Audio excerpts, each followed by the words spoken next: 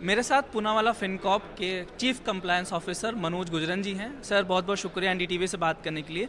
Sir पहला सवाल ये है कि हाल ही में हमने देखा कि पेटीएम का एक मुद्दा आया जिसमें आरबीआई ने उनके ऊपर रोक लगा दिया, उनके सर्विसेज पर रोक लगा दिया। As a Fincorp company, as आप इस इंडस्ट्री में काफ़ी सालों से, ऐसे कैसे इस जो आरबीआई का नियम है इसको देखते हैं आप? Thank you. सी, पेटीएम पे स्पेसिफिकली मैं बोलना नहीं चाहूँगा, बट अगर आप आरबीआई के रेगुलेशन को या गाइडलाइन को देखेंगे तो I think as Poonawalla Fincorp we believe in doing business by ensuring that we follow all the requirements and guidelines of the regulator, which is regulating us. वो आरबीआई हो या सेबी हो या कंपनीज एक्ट हो, मिनिस्ट्री ऑफ कॉर्पोरेट अफेयर्स हो। सो हम Poonawalla Fincorp में we ensure कि हम लोग पूरा कंप्लायंस फॉलो करते हैं, और वो इनकलकेटेड सिर्फ कंप्लायंस टीम में नहीं है, वो पूरे ऑर्गेनाइजेशन में वो कल्चर बना हुआ है। सारे functions are owning compliance, risk culture बहुत स्ट्रॉन्ग है in the organisation.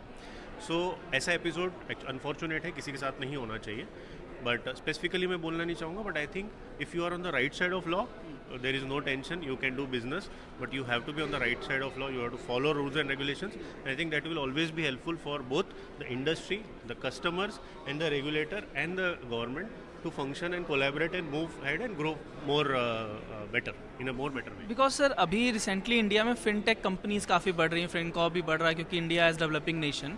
So as a अगर आरबीआई पेटीएम पे अगर इस टाइप की कार्रवाई होती है नॉन रेगुलेशन को, क्योंकि आप कंप्लायंस ऑफिसर अच्छे से जानते हैं कि कैसे कंप्लायंसेस को फॉलो किया जाता है, क्या आपको लगता है कि आने वाले दिनों में जो फिनटेक कंपनीज हैं उन पर भी इसका असर पड़ सकता है? सिर्फ ये फिनटेक कंपनीज या फिर एनबीएफसी या फिर कोई स्पेसिफिक एंटिटी को टारगेट तो है नहीं, मुझे नहीं लगता। सो सारे एंटिटीज़ के लिए एक ही रेगुलेशन बना हुआ है। कोई एक XYZ एंटिटी के लिए कोई रेगुलेशन है, ABC एंटिटी के लिए कोई एक रेगुलेशन, ऐसा तो है नहीं। तो सबको सेम रेगुलेशन एप्लीकेबल है, तो सबको वो फॉलो करना है।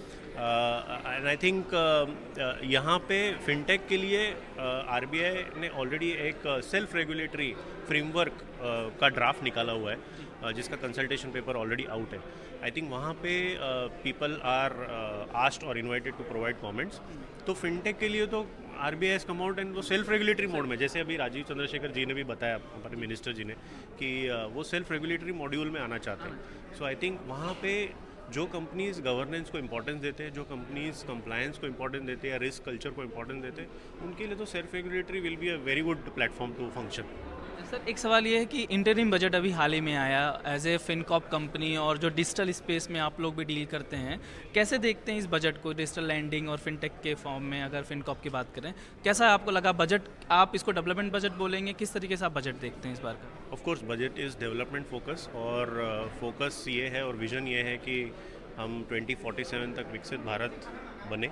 और जो भी इंटरिम बजट में प्रेजेंट हुआ है, of course vote on account में इंटरिम बजट होता है, फुल फ्लेजेड बजट जो भी नई गवर्नमेंट आएगी वो प्रेजेंट करेगी, तो वहाँ पे थोड़ी क्लैरिटी आएगी। इधर यहाँ पे फोकस लग रहा है कि digital first approach, innovative digital solutions को प्रोत्साहन देना और उसको आगे बढ़ाना, उसके ऊपर फोकस लेके आना, उसके ऊपर इन्वेस्टमेंट करना इन ऑल फील्ड, जैसे मैंने अपने स्पीच में भी बताया दैट भले वो एजुकेशन हो, हेल्थ हो, फाइनेंस हो, वुमेन एम्पावरमेंट हो, गवर्नेंस हो, एडमिनिस्ट्रेशन हो, हर जगह पे डिजिटल फर्स्ट अप्रोच है गवर्नमेंट का।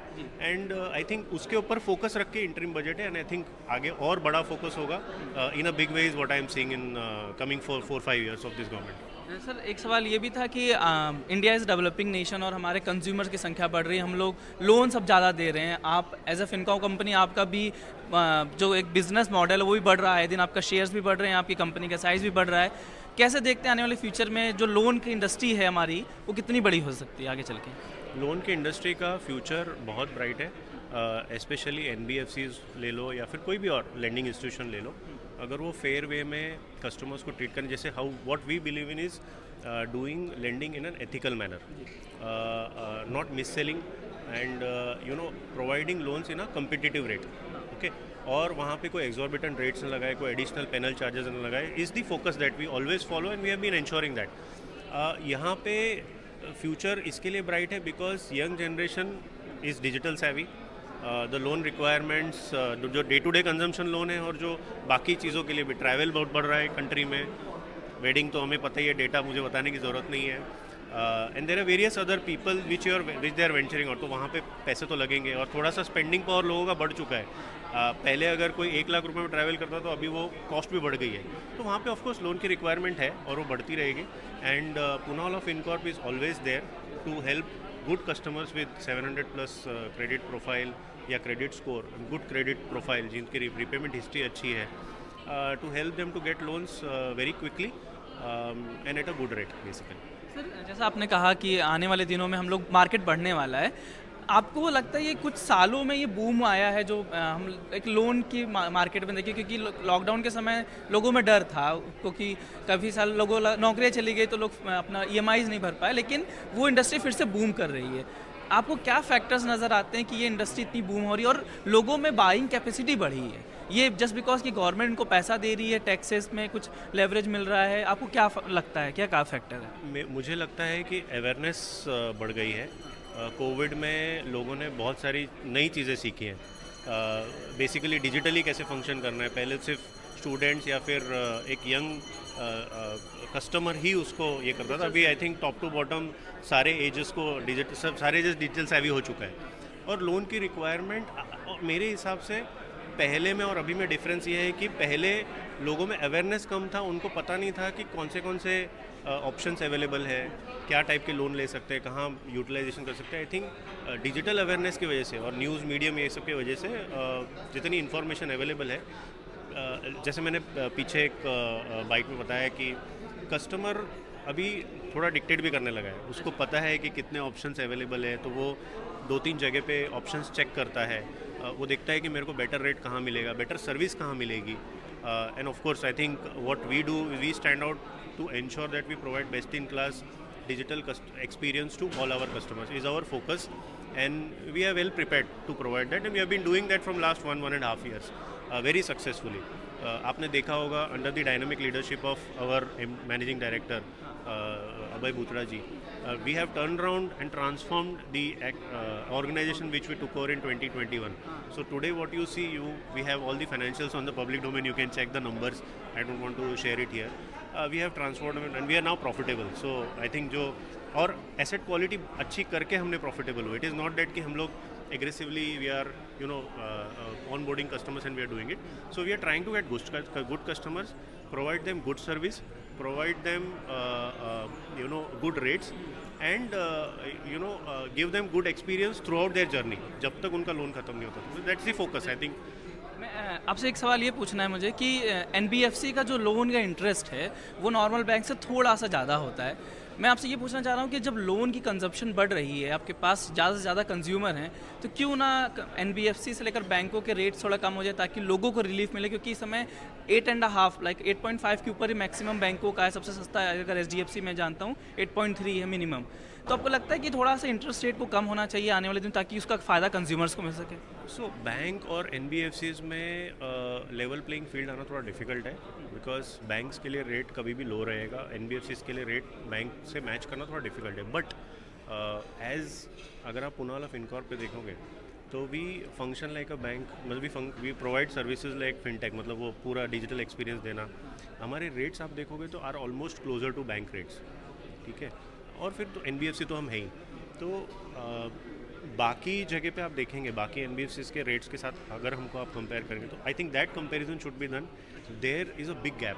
आई थिंक वहाँ पे we are able to provide good rates और I will say competitive rates to all the customers, and we do business ethically. हम 0 फोरक्लोजर चार्जेस लगाते हैं अगर वो ओन फंड से दे रहा होगा तो, जो बेसिकली न्यू है इंडस्ट्री में, जो हम करते हैं, जो अदरवाइज बैंक करता है बट कोई एनबीएफसी नहीं करता, but we do it. So और हम मिससेलिंग भी नहीं करते हैं. जो है we share all the information, all the details to any customer who is coming to us for asking loan, and that's how we have been able to do business in a very fair manner. And main focus is to provide customer-centric products and solution, and to provide good service to all the customers throughout the journey till the time they are there. Sir last question बस ये पूछना है कि हमने देखा कि NPS जो हैं कम हुए हैं. आरबीआई का डेटा भी कहता है, सरकार भी मानती है कि एनपीए कम हुआ, लेकिन सर अनसिक्योर्ड लोन बढ़ गया है. एक बड़ा टेंशन हुआ. आरबीआई ने अभी स्ट्रिक्टली रूल्स भी दिए थे दिसंबर महीने में कि अनसिक्योर्ड लोन पे हमें एक्शन लेना है. आप as a NBFC Fincorp company आप कैसे देखते हैं, क्योंकि अनसिक्योर्ड लोन आजकल बढ़ गया है, बहुत ज़्यादा बढ़ गया है, ये एक हमारी इकोनॉमी के लिए भी प्रॉब्लम है. आप इस चैलेंज को कैसे देखते हैं? नहीं, अभी आपने दो सवाल पहले ये पूछा था कि कंज्यूमर्स का अवेयरनेस इतना बढ़ गया है तो मतलब फ्यूचर कैसा है ब्राइट। तो फ्यूचर अनसिक्योर्ड लोन से आया है, फ्यूचर बाकी लोन से इतना ज़्यादा नहीं है। ऑफ कोर्स होम लोन तो लोग ट्रेडिशनली काफ़ी समय से ले रहे हैं, बट अभी कैसा ना छोटा टिकट साइज़ में कस्टमर्स को ज़्यादा इंटरेस्ट है। 10,000 टू 5,000 से लेके 2 लाख तक मैं छोटे सेगमेंट में कहूँगा। तो वहाँ पे there is lot of growth that has come up. Of course RBI is right in coming out with a circular and giving clarity कि वहाँ पे थोड़ा सा प्रॉपर इवेल्युएशन करिए कस्टमर्स का। So they are saying that now the average of unsecured loan is 23, earlier it used to 15 to 16%. तो ये एक प्रॉब्लम हो सकता है ना इकोनॉमी के लिए भी, आप मानते हैं, क्योंकि छोटा छोटा ये अमाउंट आगे चल के बड़ा बन सकता है।